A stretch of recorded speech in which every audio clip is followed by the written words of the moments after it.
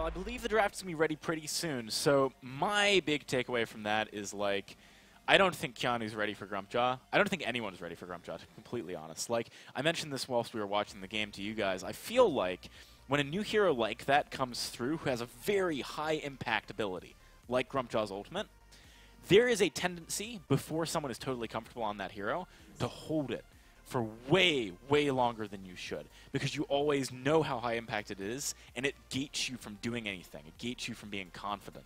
Keanu, I think, maybe with a week or two more, he'll be there.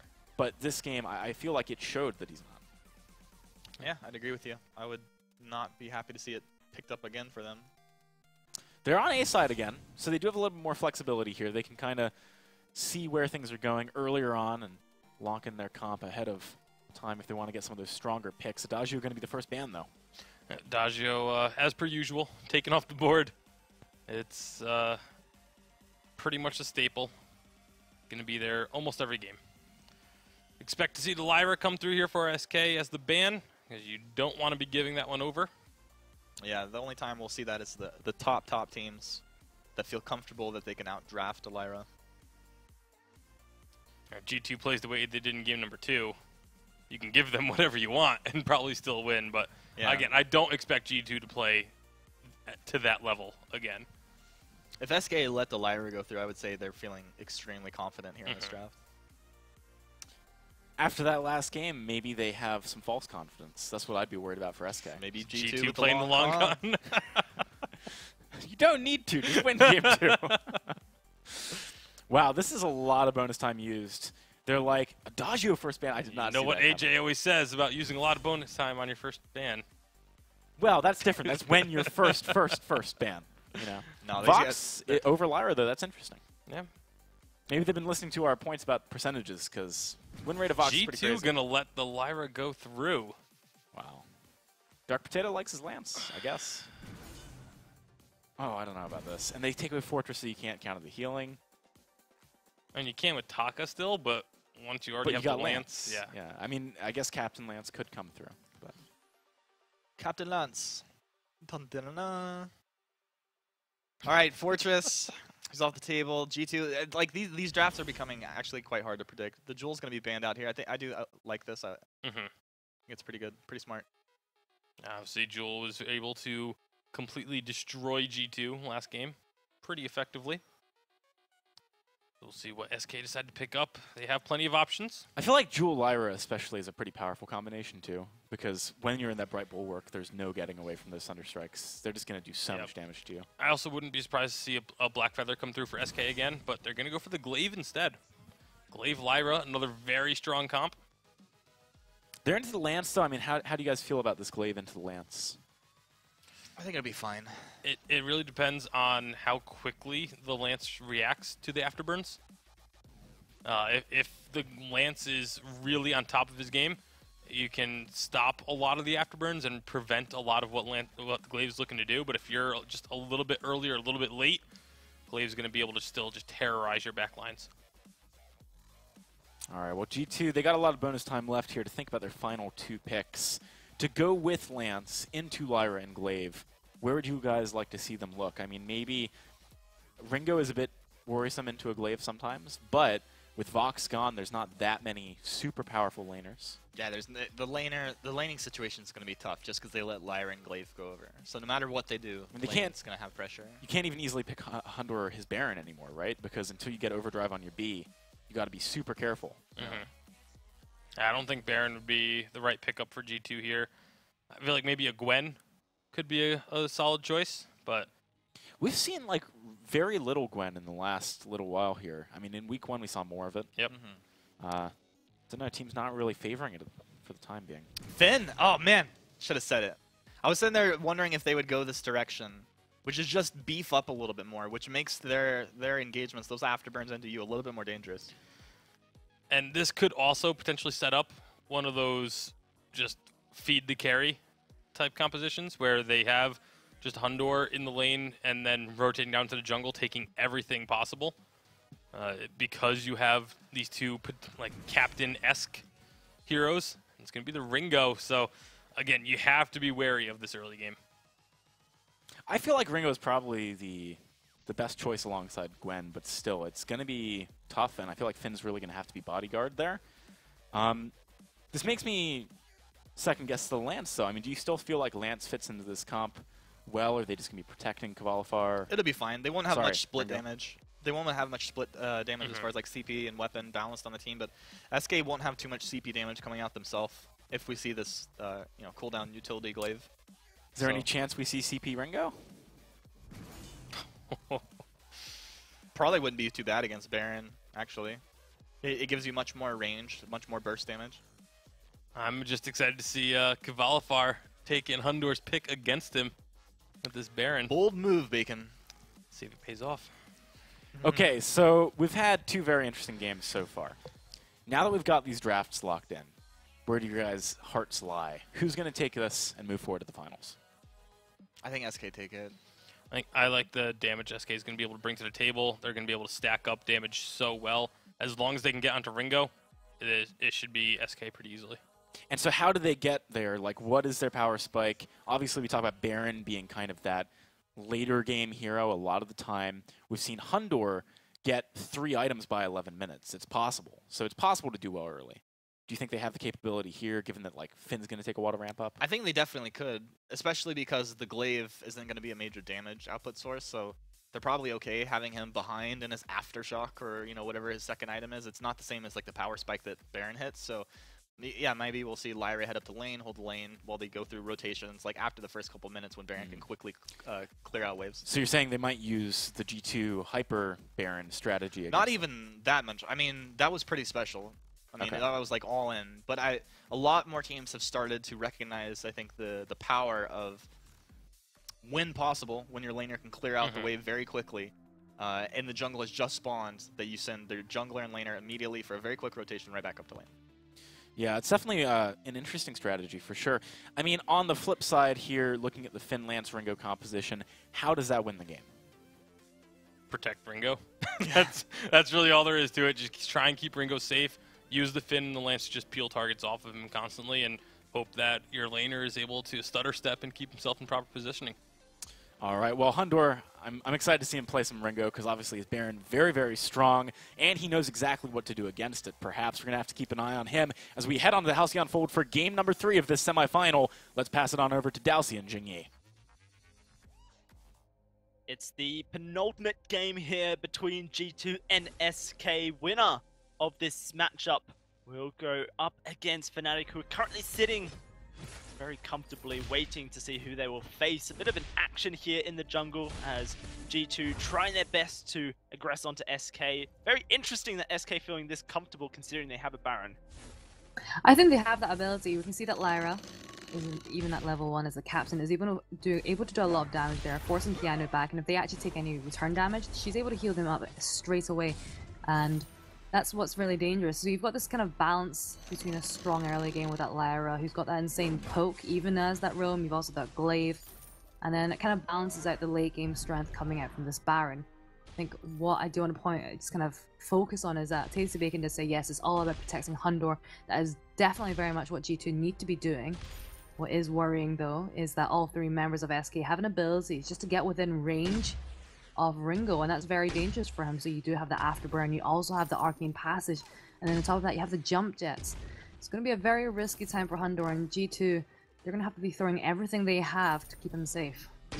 We'll have to see good positioning from the Ringo. In last game, you did position very well. It was a very low kill game on the Celeste. A very low kill game across the board. Only 5 kills in total went out, and it was very surprising to see the ability that SK were able to showcase on just choking G2 out of the game, get those neutral objectives to build up the gold, and then head on 4th.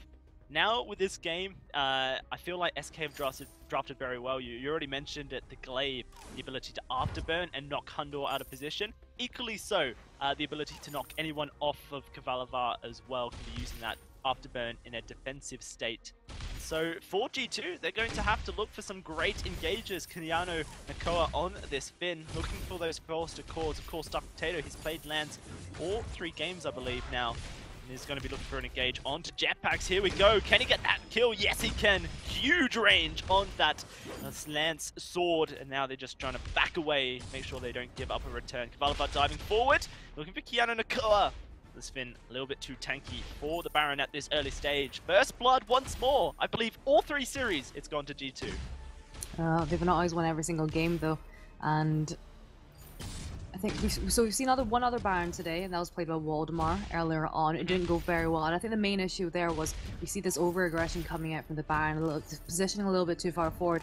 We saw a lot of deaths going towards Waldemar at the very start, which is not what you want to be doing. I think Kvalifat has to take more of a tempered approach. Like I said, rely on the glaive to have these defensive afterburns. And then also you have that bulwark coming out from Jetpacks as well. So I think a little bit more careful positioning actually from both sides. And actually, Crystal Ringo. This is an interesting one. Not one that... Go on. Oh, it's just not one that the analyst desks generally agree with, but I think Crystal Ringo is definitely so much more a European thing than a North American thing. And it doesn't always work out, but it does make sense with this composition. All he has to do is just stay in the back line, and it makes it a lot more difficult for G to try and for SK to jump onto him. The amount of times I've seen a Baron versus Ringo matchup, and I've had 4 courts sitting next to me saying they need to play CP Ringo to try and burst out this Baron. As you can see, all the damage can come through, and Impale lands a Hellfire Brew in the Achilles shot. So much damage from afar, and Kvalifat could just be pushed right back of the fight before it even starts. I like it. Build an Echo as well on Hundor. Please build an Echo so we can get those double Hellfire Brews. We'll really force a lot of defensive out of Kvalifat. Put the pressure on the Baron. I like G2 stuff, and I can see where they're heading with this. Yeah, definitely. I'm a big fan of the Crystal Ringo. I think what was not so good about Crystal Ringo is in a lot of times he is played, it doesn't really work out that well because he's not able to get that Hellfire Brew off. It's well projected. It relies on a lot of vision coming out from your teammates. So he is able to see who he's aiming for, and if he isn't able to get that off, then there's not really much point there. Well, we'll be on G2 to commit, you know. I criticized G2 a little bit after that game that they didn't really attempt to make their combo work, constantly looking for the impales, but there were so many different other ways they could have got the combo to work. It felt like G2 were never pulling the trigger. They weren't, you know, missing any shots, I guess, technically, but they weren't taking them either. And I feel like when you have a combo-reliant team, you have to be constantly trying. So I want to see if they can do it here. Forced Accords, the Quibbles, as well as that Flight Company. But Tyro's actually going to knock Dark Potato away. He's trying to get out of here. Knocks Tyro's against the wall, but Kvalifat dives forward. Dark Potato goes low, but he is able to run for now. The Fountain's going to come out of G2. Keanu Nakoa, thinking that the fight may continue, going to allow G2 to stay at this turret. Actually look for the engage onto Kvalifat. The root comes through and they knock him against the wall. Jump jets away, but can they get the kill? Achilles shot won't come through from Hundor, and now he has to run from Tyra's. Damage coming through. Tyra's looking for the killing blow, but he won't find it. The Impale lands. That's going to be Keanu Nakoa taking that kill onto Tyra's. 2-0 to G2. 2-0, and Hundor just escapes with his life. And actually, Kvalifat and Jetpacks, they're looking very low on energy. They have to be careful. Hundor's just managed to get the tree end. Oh no! Wow, Dark Potato, immense Impale comes through, and you can see why he wants to build up that Tornado Trigger? No, am I saying the wrong thing? Tension Bow. You know, he consistently is landing those Impales, but this time he's going to listen to what the analysts wanted. Sorrowblade going to come through, looking for a bit more extra bang on his auto attacks. Yeah, I think that's such a much better choice, much safer one. Glaive has a little bit more base health. And Tentacle works really well against heroes where they just don't have that much base health, or they haven't started building any Oak Hearts or Dragon Hearts yet. It's just there's a lot of damage, but like you said, Sorrowblade provides more consistent damage, which is what they're looking for. And G2 off to a great start, picking up the 3 kills there. So Hundor, he's gone for the alternating current first, and we love the Crystal Ringos. They either go for the alternating current first and they go Broken Myth, or they go straight for that Shatter Glass, which provides so much more just burst damage if he lands any skill shots on them. Okay, Valfar, is that the best positioning there?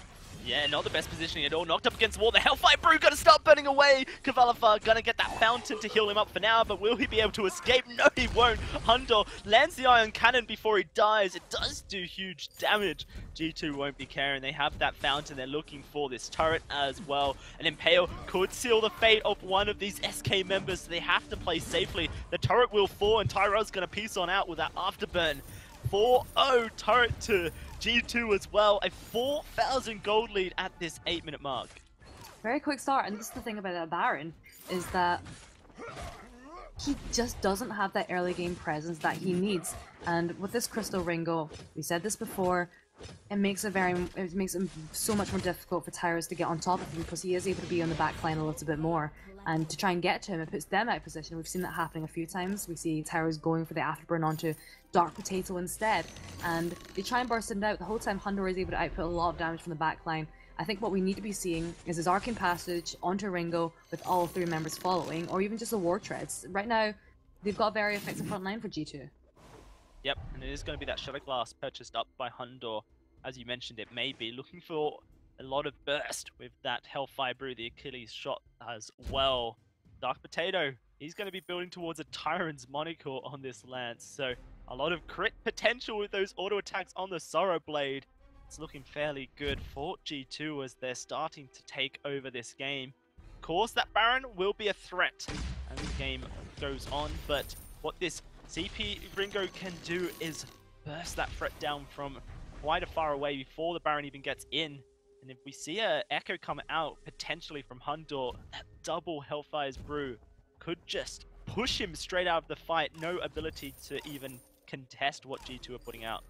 If he does get that Echo, it's going to make it so much more difficult for everyone on the side of SK because they're going to be getting their individual reflex blocks just to try and block that Hellfire Brew. But if he gets that Echo, Jetpacks is already going to need that Crucible for the Force Accord anyway.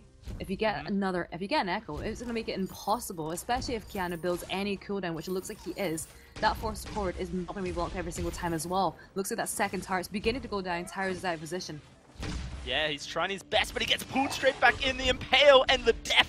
It looked so easy for G2. The Fountain's there to heal them on up. Kvalifar was starting to stack up, but here's the Hellfire Brew onto Kvalifar. Look at that damage, nice. 400, and now he's burning away. Dark Potato, though, a little bit too aggressive. He may just lose his life, and he will. Can they get the trade onto Kvalifar? Doesn't look like it. He's starting to stack up those breaking point stacks, up to 10, as he's starting to wail away at Keanu Nakoa. Almost nowhere for this to run. He's going to quibble on top of them, but he will fall. A kill for Kvalifar. The Finn just too slow to escape.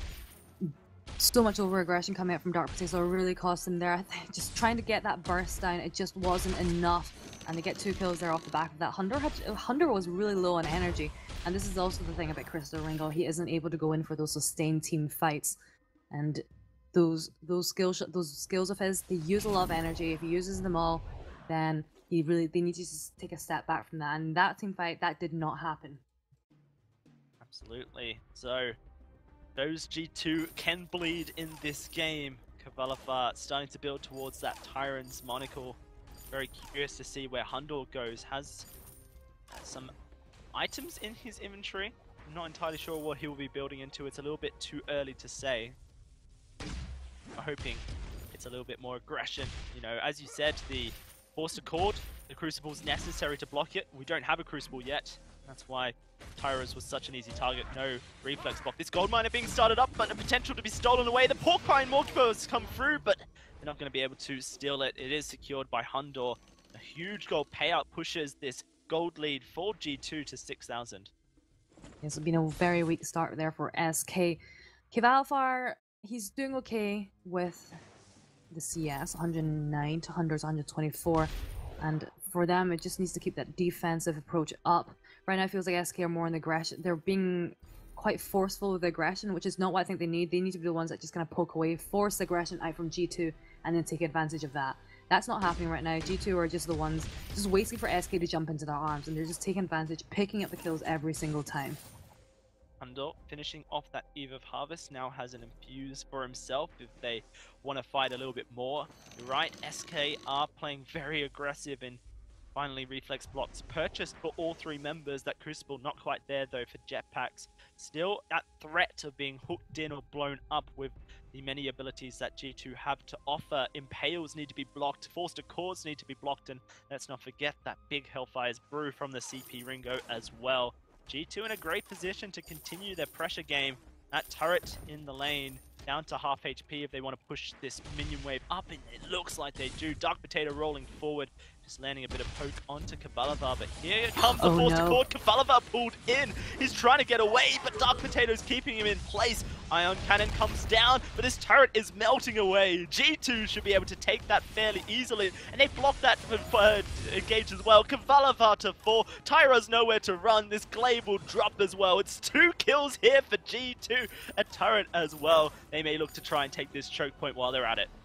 G2 looking very slick, and they're doing exactly what we want them to be doing. Dark Potato and Keanu are very much in the faces of SK, forcing them just to output the damage on, well, onto the Finn and the Lance. Hundor is just getting free range just to do whatever he wants to that turret. So that's 2 turrets down. That gold lead is actually 9k at 30 minutes. Very concerning here for SK. And the late game, I fear we might not get to the late game here with the way this game is going. The reflex, the Forced Accord wasn't blocked by Kavalavar there. This came a little bit too late. It's a good thing there he had his jump jets, because I think in the future if that happens, it won't be as forgiving.